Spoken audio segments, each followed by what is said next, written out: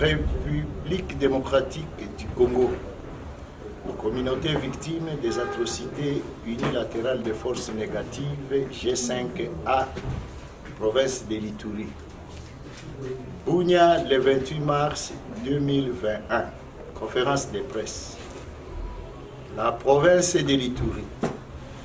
Violation massive des droits de l'homme sous les décombres d'une mauvaise gouvernance, vers un virage de la chute libre pour un naufrage collectif. Chers frères et sœurs, amis de la prime, 5A, notre plateforme des faits à mutation vers G7A, d'ici un autre matin, regroupant les peuples victimes des atrocités unilatérales des forces négatives en province de l'Ituri.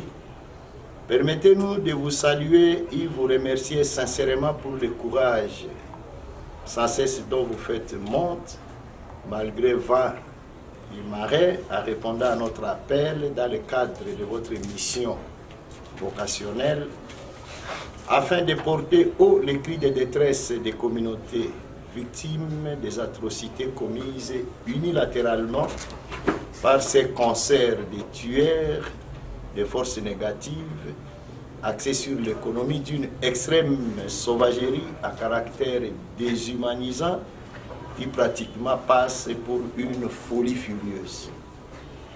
À ce titre, nous ne saurons commencer notre adresse sans une pensée pieuse pour la disparition à date du 13/02/2021 de M. Hilaire Kagbanan Mombi Mabilindé, chef de groupement Mabilindé du secteur de Banyali Kilo, et tous ceux portés disparus jusqu'à ce jour sur le chemin de retour des obsèques de ces derniers sur la route de Kobu. Aussi, à cette fin du mois de mars dédié à la femme, une attention particulière à travers notre regard de compassion pour toutes de notre part, nos mamans, nos filles étant victimes des premières lignes de cette sauvagerie sans précédent. Frères et sœurs, amis de la pluie, comme intitulé, la province de l'Ituri, violation massive des droits de l'homme sous les décombres d'une mauvaise gouvernance vers un virage de la chute libre pour un naufrage collectif.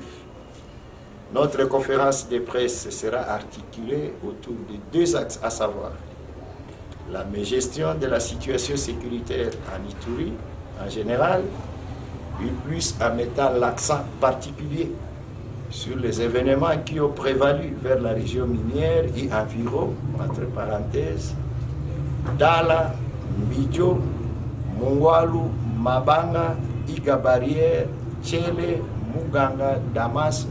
Nous en passons, à laquelle G5A vient de greffer la problématique de la gouvernance proprement dite de notre chère province, mais gestion réfugiée derrière ces atrocités et ayant élu domicile sans que personne s'imagine que la bonne gouvernance est l'un des facteurs essentiels pour une paix durable. Pourtant, certains l'applaudissent, voire même la plébiscitent. D'autres, par contre, préfèrent se taire comme pour dire c'est ça un vrai mode de vie. La pauvre population, elle, se résigne pour attendre le retour de Jésus-Christ pour une meilleure vie dans l'au-delà. Comme si le Jésus attendu était parti avec toutes les richesses, toute l'intelligence vers l'au-delà. Frères et sœurs, compte tenu de leurs liens sociologiques, vous conviendrez avec nous que la délégation des anciens seigneurs de guerre qui a eu à séjourner en province de l'Ituri de juillet 2020 à janvier 2021, dans le cadre de la mission de sensibilisation leur confiée par le chef de l'État, président de la République, son Excellence Félix Antoine Tshilombo, à qui nous rendons un vibrant hommage. Les résultats escomptés à ce jour nous semblent très mitigés ils ne peuvent en aucun cas faire un jugement de valeur en se référant à cette hémorragie de violations massives des droits de l'homme qui s'en sont suivies.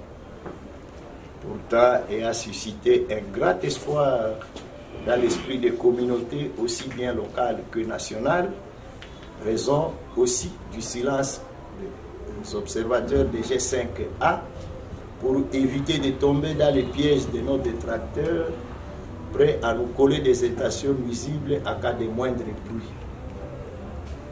Une mission capitale qui constitue pour nous tous le point zéro d'enclenchement du processus d'une paix durable unilatérale et des atrocités révélant aussi un caractère unilatéral.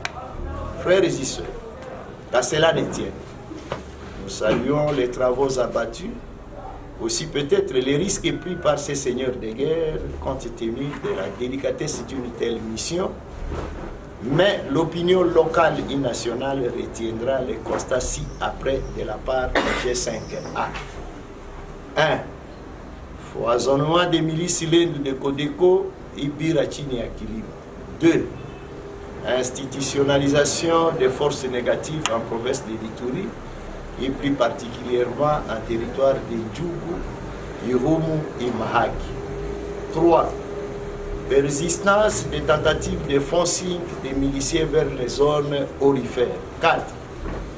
La forte montée à puissance de l'élucubration à caractère équilibrant autour des groupes armés qui n'existent que dans l'esprit, à travers des discours incongrus, intoxicateurs, diversifs, dénigrants et agressifs de la part du gouvernement provincial, pire, allant jusqu'à la démoralisation des unités des forces armées de la République engagées sur la ligne de front.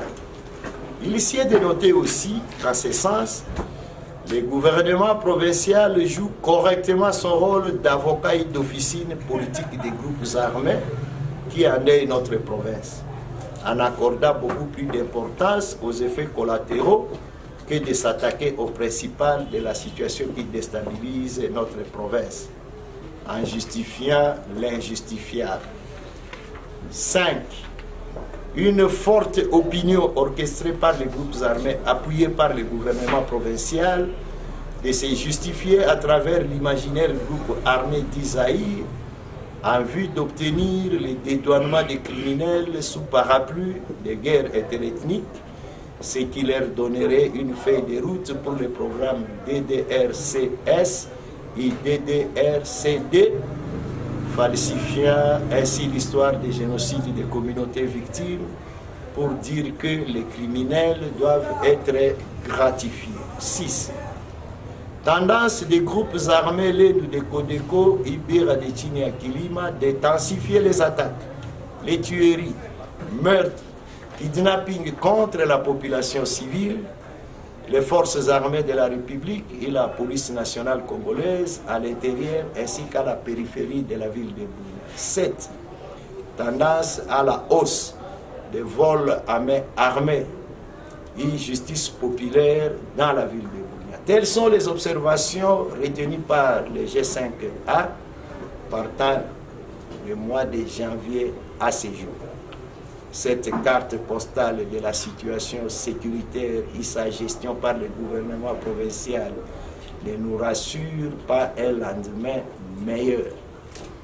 Aussi, sans perdre de vue l'avancée et l'incursion des présumés EDF Nalu et une coalition de ces forces négatives dans le sud du territoire d'Irumu avec des conséquences plus qu'alarmantes.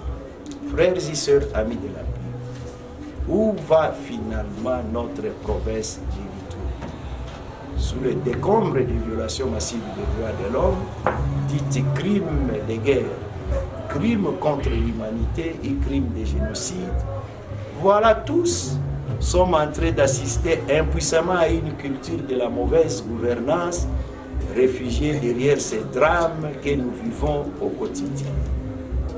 Encore une fois, certains l'applaudissent, voire le plébiscitent, d'autres se taisent pour dire un mode de vie civilisé à ce XXIe siècle, la pauvre population s'y résigne en attendant le retour de Jésus-Christ pour une vie meilleure dans l'au-delà.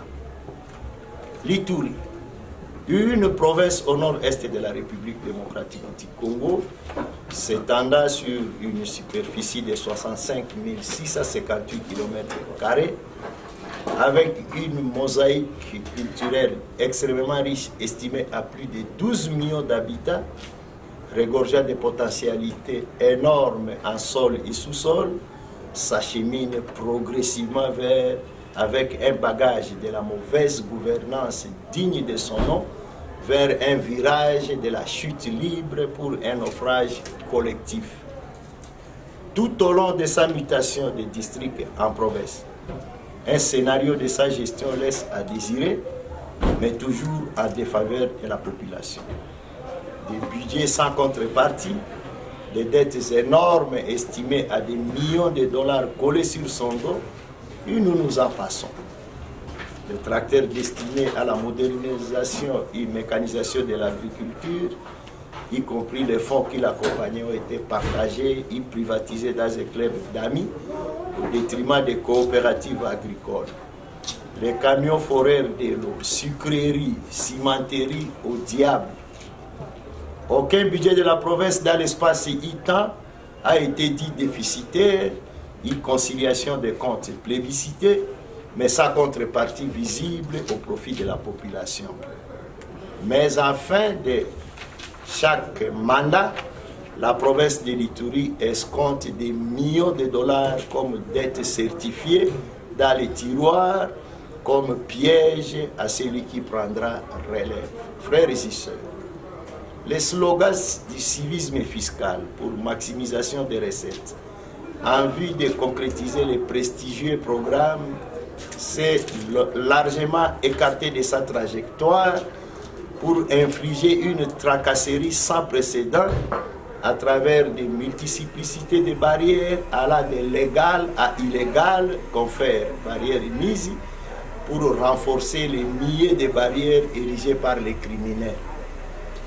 Des grognes entre les services d'assiette et régie financière font trop de bruit dans des bruits silencieux au Parlement debout, à ce sens où les violons ne s'accordent pas quant à la traçabilité des opérations, justifiée par la mobilité et multiplicité des comptes bancaires de la province d'une part, et de l'autre par suite au terrorisme administratif dont les acteurs des services d'assiette se reconnaissent victimes au mépris de leur dignité.